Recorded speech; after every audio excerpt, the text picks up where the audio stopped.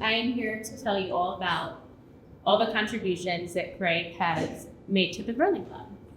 And it all started for him in October of 2010. He came off of the ice after his learn to curl, and that same weekend was in his first instructional league practice, which happens to be where he has spent nearly every Saturday ever since. His club involvement and contributions are many and go way beyond the instructional league. He has been on the league committee and chaired from 2011 to the end of this current season.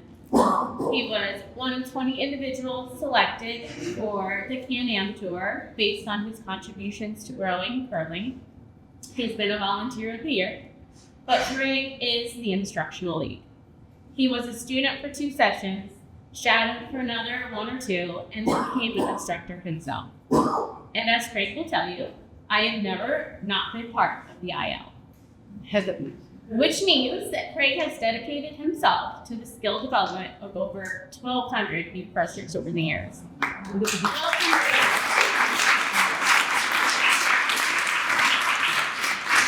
And it doesn't end with IL. As a club member recently shared with me, Craig is a great teammate and mentor for new curlers, and he is always happy to look at a delivery or a release and give feedback to help people grow.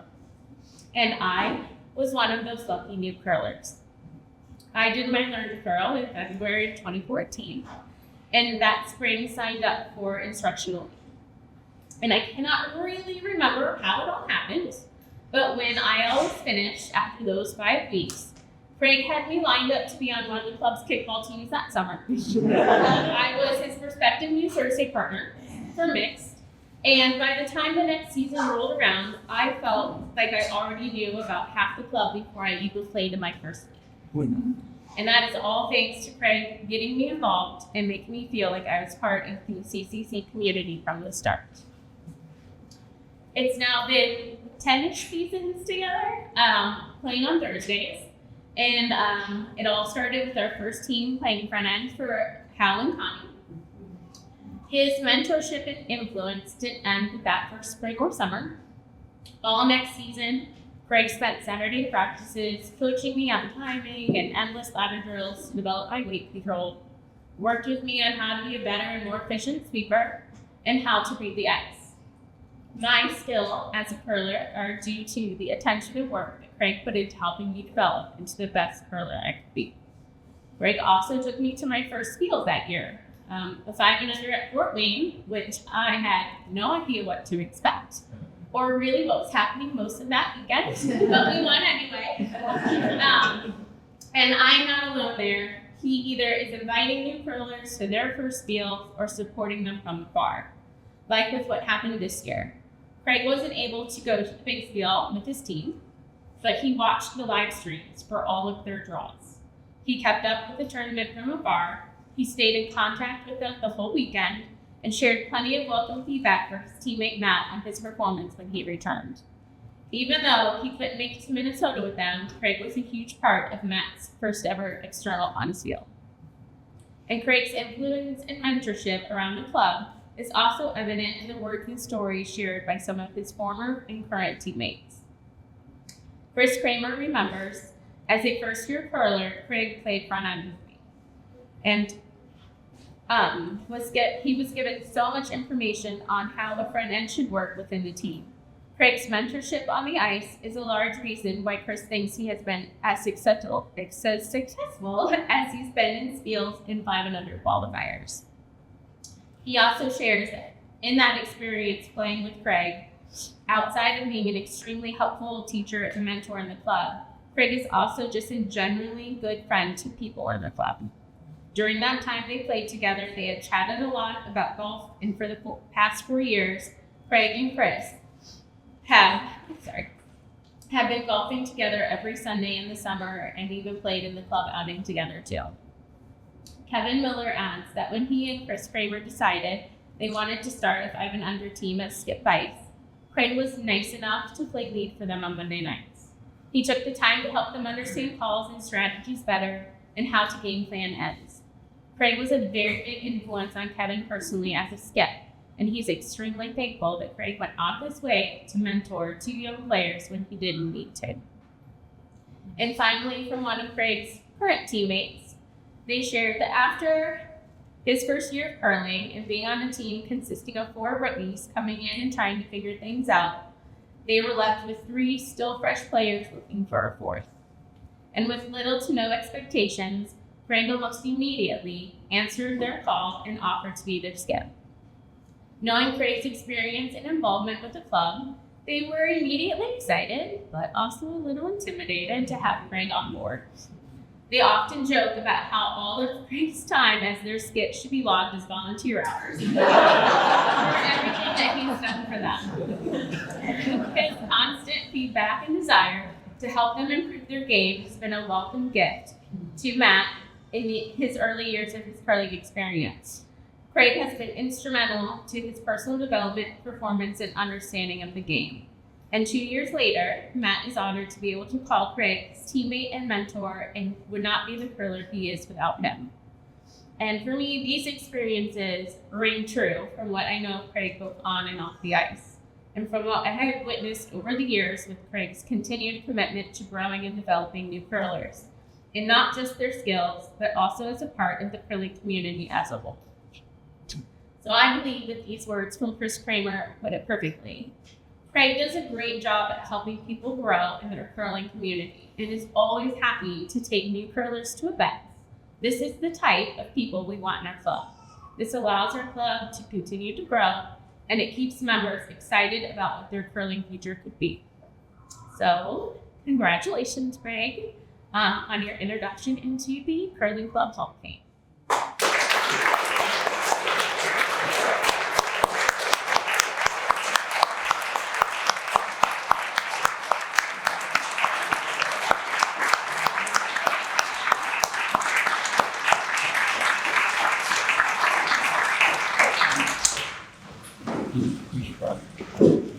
Wow, thank you for great words.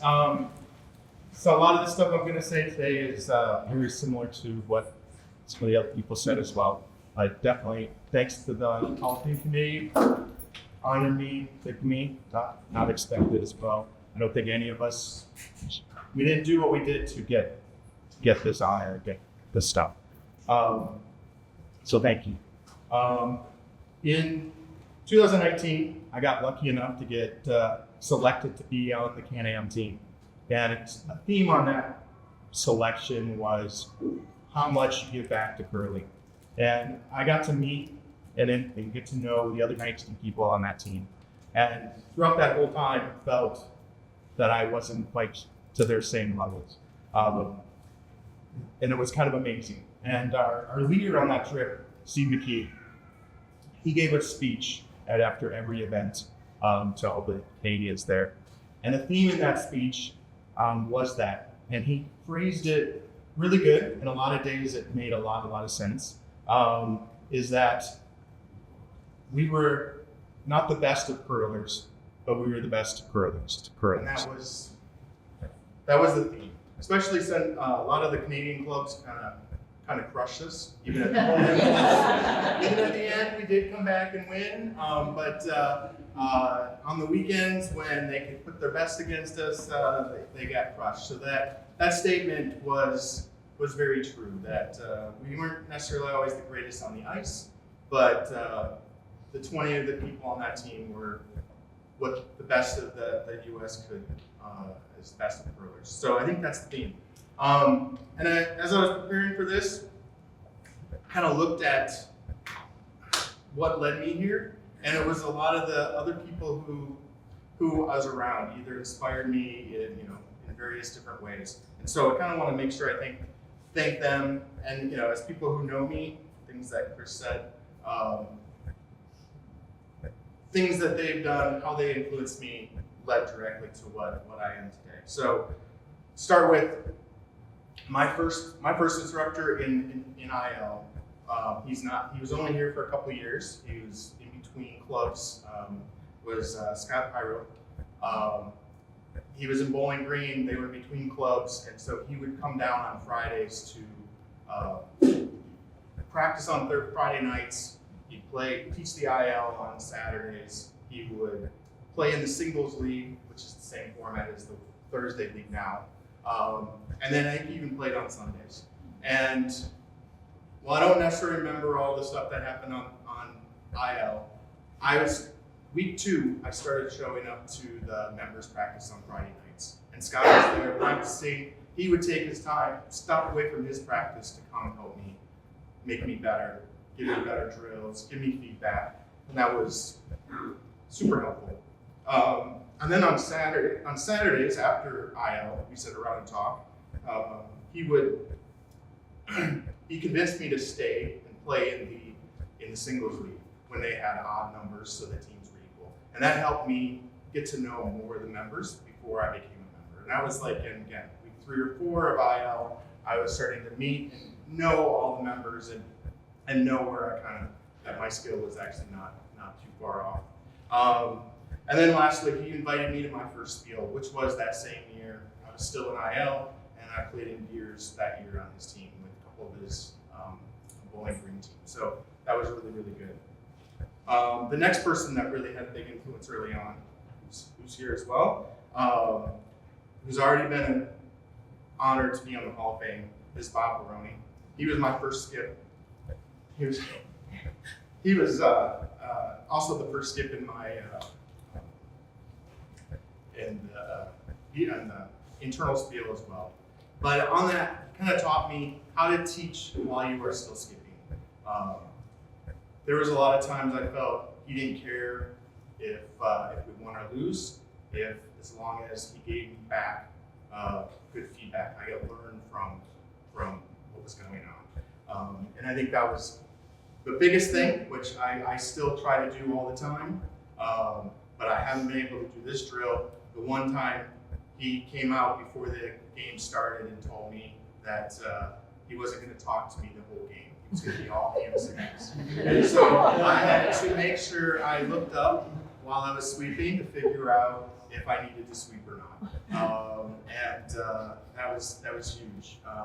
I haven't been able to enact that same kind of thing to my Monday team or any of my other teams, but I think that was a great drill. I've told that story at other teams that I might do that if they don't look at me while I'm curling. But that was really good. So that was great. 2 other people that were instructors when I first IL, also who were, and this my second, third, and fourth IL where I was like assistant, were Mark Baroni and Jennifer Bring. They showed me the fun in teaching. They showed me how it could just be fun. My background is more analytical and detailed and just the excitement of curling, and so I try to bring part of that into my teaching as well. And it definitely appreciated their early examples of what to do. For all the years on league committee was at times kind of difficult, but I was surrounded by a lot of committee members who made it fun. Made the league committee meetings got long, monotonous, detailed, and the various committee members made it fun. There's a lot of people, so I won't run through them all, but they all knew who they are. But they made it fun. With stuff that probably shouldn't be fun, but and then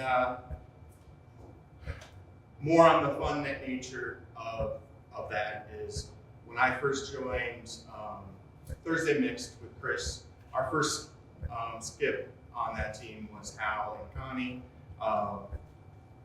They showed me kind of what fun is out on the ice, how to have a good time while you're out there curling. Win or lose, it didn't necessarily matter as long as you're having a good time. And I think that was super, super important, not to lose sight of that. And I think that was really good. And then just in general, Chris joining me on Thursdays, as Nick already said, Chris has got just a positive nature that is contagious for everyone. Everybody who knows Chris knows that. And it's just great to be around that for just a couple hours every couple weeks, every week. And so that's great. And so that's been very appreciative. And hopefully that rubs off a little bit.